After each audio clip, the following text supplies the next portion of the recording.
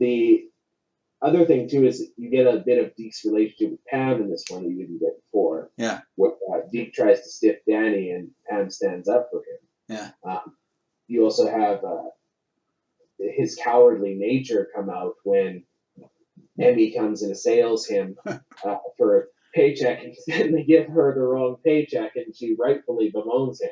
Yeah. Yeah, and those. I mean, it was, you know, I mentioned how at the current job I have at a supermarket, how we have this whack job that's making things terrible. And it's odd because there were a lot of, I mean, the real life Emmy was not a particularly nice person, but she was so over the top. She was like Godzilla, but a blowhard. George. Yeah, Rage. And you know, in the other play, A Rose for Emily, I used the sound of Godzilla's footsteps from the initial film, you know, as her entry.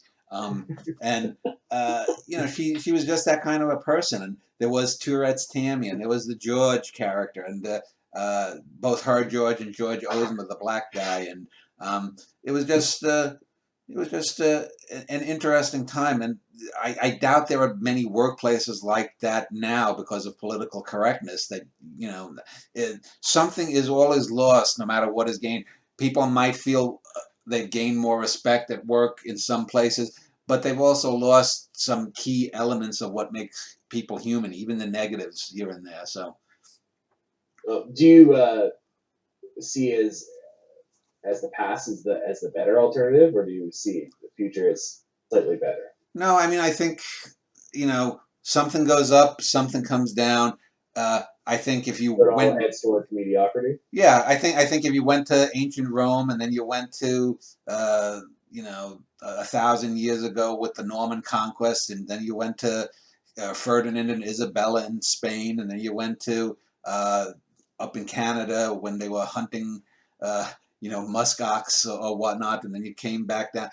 Every era, people are going to bitch and complain, and there are always going to be these small slights and these wrongs. Some of them are big, like slavery or genocide, or wars that kill off millions of people, or famine and pestilence and drought and whatnot. But, you know, people keep going. People are going to be complaining when we have, you know, Jupiter colonies flying around Jupiter. People are going to be complaining when we go to the next star, like in my sci-fi book, and we have to deal with maybe some kind of hostile intelligence out there, or Do whatever you, it is.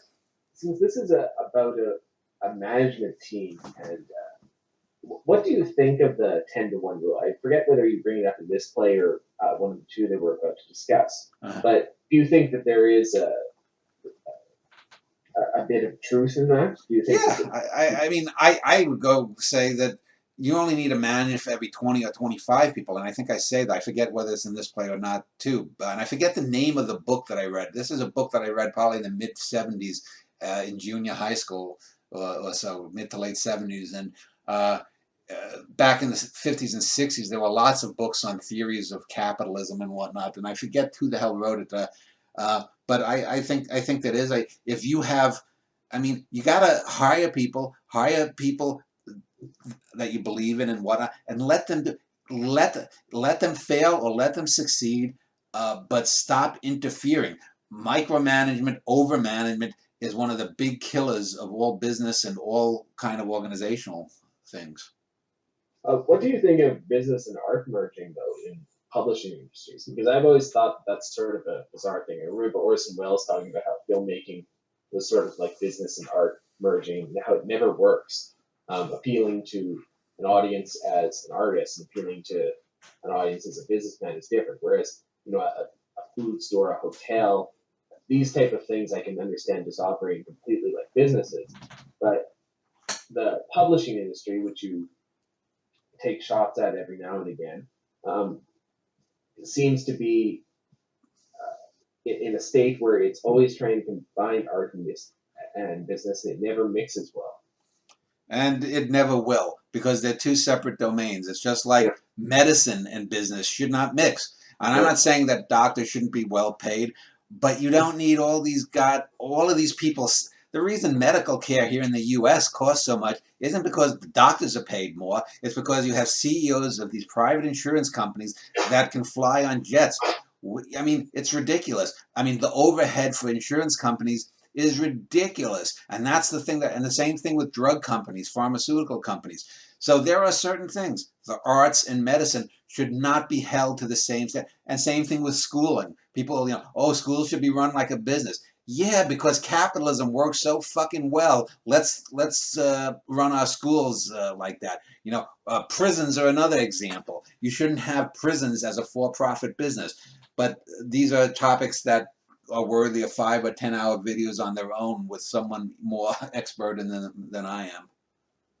Do you remember though a past, because my parents would always tell me about how they could get jobs straight out of school, and that made no incentive to actually get college, and they worked mostly in trades, hospitals, things like that. But it seems to be a little different now, and you have a millennial generation, succeeding generations that are starting off in the negative, not just at zero, but in the negatives. In debt. It seems like a huge weight upon the economy of the common man. You do have things that, as you said, as one thing goes down, another thing comes up. You do have things where they're living more comfortably, they can get access more entertainment, but food costs are actually increasing, not decreasing. And many of the essentials that you need to live are becoming more impractical.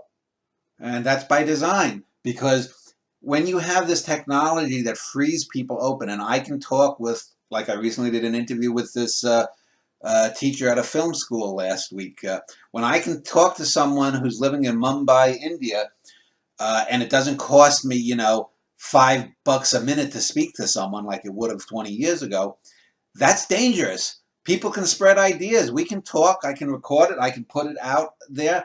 And even though I'm only getting maybe 500 or 1,000 hits on some video in a year, whereas some girl with mascara tips is getting 20 million in 2 weeks, it's still out there. And that's dangerous. So what do we have to do? Well, let's make it so difficult for people to get a start in life that they are constantly in debt. And if they have to work 40 or 50 or 60 hours a week, they're not going to have time to politically organize if they want. They won't, if they're a normal human being, won't have the time as an artist to write a tract against someone. Or if we do, let's put these drones. Let's encourage the politicization of universities that publish things, so that the only published works that we get in art are pablum about identity, rather than real people writing about deeper topics that have to do with society and human existence. This is all not necessarily designed in toto and down to the minuscule details, but it's the general drift of how these kinds of people want things to go. They want a society where people are so distracted by this other shit that they're not going to give a shit that the Donald Trumps and the Bill Gates and the Jeff Bezoses are a bunch of fucking assholes that in an earlier civilization would have been taken out and shot just on principle.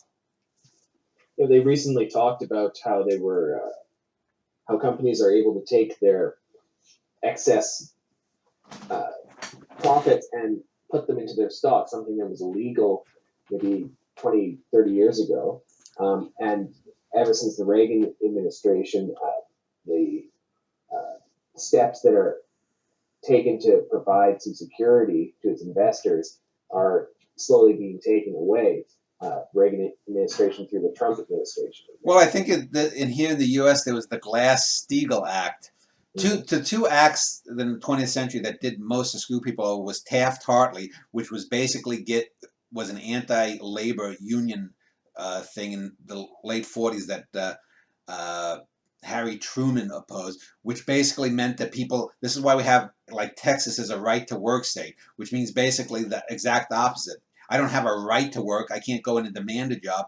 And this means that employers can fire you, and it decreases the numbers of unions. The other one is Glass-Steagall, which basically said, it used to be 30, 40 years ago in the U.S., you had commercial banks, which were insured by what was called the FDIC, the federal, I forget what whatever.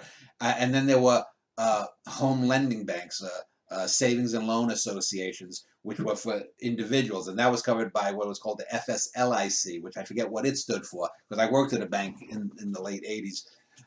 Then what happened was the 1987 stock market crash, and they decided, well, we're gonna fucking get rid of the Glass-Steagall Act, which basically said banks couldn't. You had to have commercial banks, you had to have savings and loans banks for individuals, and neither of them could get into the insurance industry. Well, they scrapped that, I think, during late Reagan or early Bush 1, or maybe it was even during Clinton. It might have been during Clinton, actually, in the late 90s. And for the last 20-some years, you've had, this is why we got in 2008 the banking crisis, was that you have these people who are not, who know nothing about Wall Street. Bankers themselves don't know about Wall Street. Bankers know about, I'm going to lend to you, you're going to pay back at this interest, then I can charge this amount of interest or give this amount of interest to people who invest or save their money in it. They don't know damn shit about insurance stuff and actuarial charts and whatnot. So imagine you had me, someone who's a writer, and you put me in charge of running the aquarium at SeaWorld, and oh, 3 weeks later, why are all the dolphins dead? Well, I don't know fucking shit about dolphins, but these people act as if you can just take this generic business degree, even if it's a master's or a PhD in business, and go from automobiles to AT&T to the food industry. That's why the companies that I've generally worked for, including the current one, are so fucked up, is you have people who don't know shit about the business that they're in.